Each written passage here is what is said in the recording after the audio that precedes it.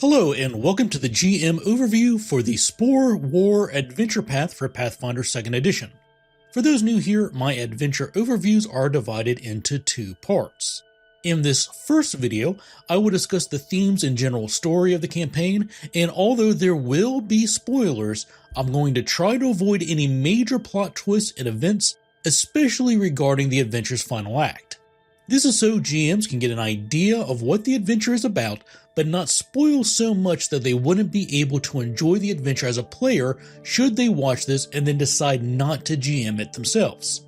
The way I envision these adventure overview videos to be used is for GMs to select the part 1 videos of a few different adventure paths that they're interested in, and then only watch the part 2 video of the one they are most interested in GMing.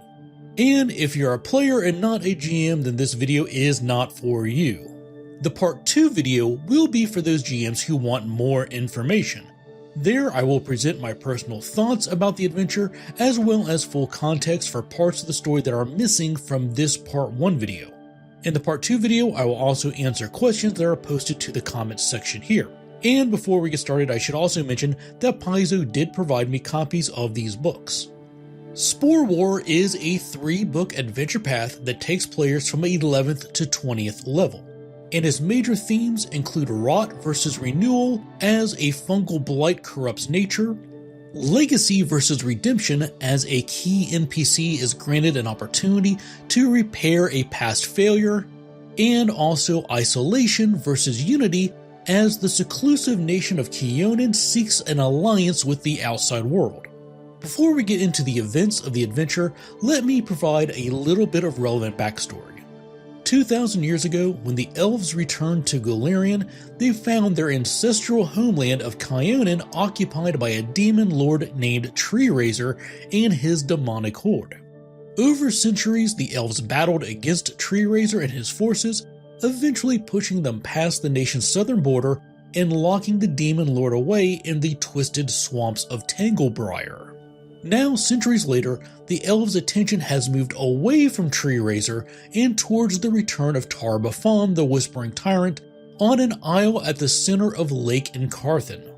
And the Elven Queen has called for all of the nations that border Lake Incarthen to forge a military alliance against the Whispering Tyrant. Book 1: Whispers in the Dirt. The campaign begins almost in media res, with the players present for an enemy invasion against the city of Greengold, a cosmopolitan hub in the elven nation of Keonan. In the days following the battle, tales of the hero's bravery spreads throughout the city, so much so that they are summoned to a meeting with the elven Queen Talandia. They are taken to an opulent villa where they meet and feast with members of the elven nobility, including the queen herself.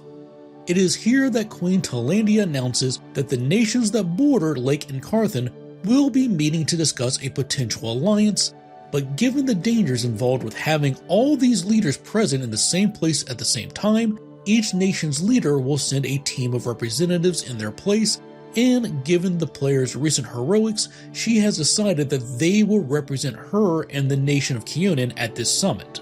Most of the first chapter of the adventure is dedicated to this summit. Along with the players representing Keonan, they'll also meet representatives from Druma, Malthun, Nirmathos, the Knights of Lastwall, Ustalov, and Razmarin. Over several days, the players will meet with these various representatives and try to earn their favor through influence challenges as detailed in the GM core book. At the end of this lengthy challenge, each representative will decide whether or not to sign each of the 4 articles being considered for the Incarthen Alliance. Each nation in attendance has their own views on each of these articles and can be persuaded to sign more articles of the Alliance depending on the results of this influence challenge. And, this being Pathfinder, the final ceremony of the summit is, of course, interrupted by violence. Once order is restored, the players travel to another city to investigate the cause of the attack and identify the responsible party. These investigations lead into the sewers beneath the city and plays out as a 10-room dungeon crawl that eventually leads to a chamber choking with fungus and inhabitants seemingly corrupted, perhaps even possessed by the rot. More importantly, they discover that their enemy has the means to inflict this kind of blight further than expected and without warning. Party returns to Gringold, but fungal eruptions have already begun. In Book 1's final chapter, the players fight to save civilians and eliminate invading demons and spore-infected creatures. To make matters worse, Book 1 ends with the players receiving word that armies of demons, corrupted fae, blighted monsters, and fungal monsters are on the march, surging out of Tanglebriar Swamp to the south to overwhelm Kiona's border forts and defenses. The adventure toolkit at the back of this book includes the usual collection of magical items and monsters you probably expect of an adventure, but of note also includes 10 new elven ancestry feats. Book 2, The Secret of Deathstalk Tower. After the defense of Gringold, the party remains in the ruined port city for several days coordinating relief. During this time, Queen Talandia's herald arrives with sealed orders recalling the heroes to an emergency meeting. There, the Queen tasks the players with locating a Rift Warden scholar and 5th Crusade veteran who was last reported conducting research on the demonic Blight in the southern Tangwood of Nirmathos, and also to retrieve any journals or field samples linked to containment or reversal of the Spore Blight. The search for the researcher leads to the ruins of a hunting lodge and temple of Arastal. The lodge has 7 locations for the players to explore as they search for the missing scholar, after which the players return to Kiona to report their findings to the Queen. There, the Queen introduces the players' next assignment. They will take the fight to the enemy and cross the border into Tanglebriar Swamp and into Tree Razor's domain. This plays out as 4 separate missions that include setting up a base camp, scouting enemy territory, searching for a missing spy, and investigating an elven teleportation gate that lies across the border. Each assignment plays out differently, with victory points used during the reconnaissance mission to award various benefits based on how much intel is uncovered, and another of the assignments calls for the players to infiltrate an enemy tower using the infiltration subsystem from GM Core. Interspersed throughout the second book are a number of war interludes that detail what's happening within the bigger picture of the conflict and usually off-screen from what the players are doing. During this campaign, players can earn triumph points that can then be spent to influence events within the larger war. 4 such war interludes occur during this chapter. For example, while the players are away in Tanglebriar, Tree Razor's forces attack the Centurion Moot. If they wish, the players can spend one of their earned triumph points to influence the outcome of this battle even though they are not physically present. In Book 2's final chapter, the players begin a search for one of Tree Razor's lieutenants, an entity known only as the Spore Queen. This is managed mechanically by using the research subsystem from the GM Core book, and eventually reveals the Queen has relocated to the titular Deathstalk Tower, where she is conducting some manner of research into a super weapon for Tree Razor. The assault on Deathstalk Tower is the largest set piece in Dungeon Crawl of the campaign, with 31 locations to explore across 7 levels of the tower and a dungeon hidden beneath it. During this attack, the players will notably encounter the Queen of Spores and recover an ancient data crystal with a message encoded upon it.